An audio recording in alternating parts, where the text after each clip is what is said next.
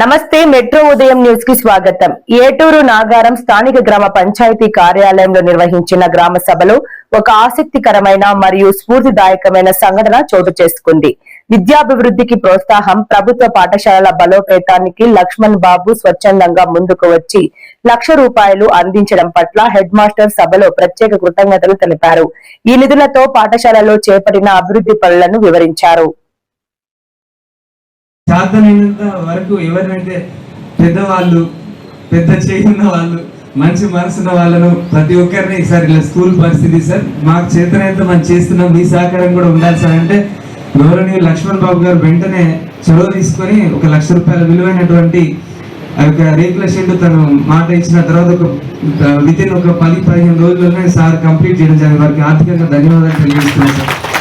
అదేవిధంగా ఇంకొక Washington union ఒక అమెరికా స్వచ్ఛత సంస్థకు ఒక లెటర్ రాయడం వల్ల వారికి ₹1,50,000 బెంచెస్ ఇవ్వడం జరిగింది సార్.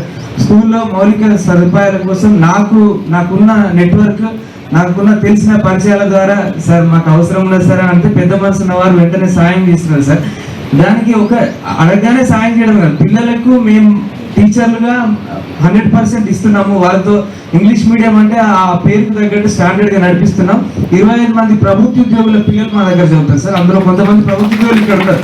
వారికి డబ్బులు లేవని కాదు, ప్రైవేట్ స్కూల్లో చదివించేంత ఆర్థిక స్థోమత లేదని కాదు, మా మీద నమ్మకంతో చదివిస్తున్నారు. మేము నమ్మకాన్ని కాపాడుకుంటాం. అదేవిధంగా ఒక సోదరుడు ఇంతకుముందు చెప్పినట్టుగా స్కూల్లో అదనపు తరగతుల సమస్య ఒకటి ఉంది సార్.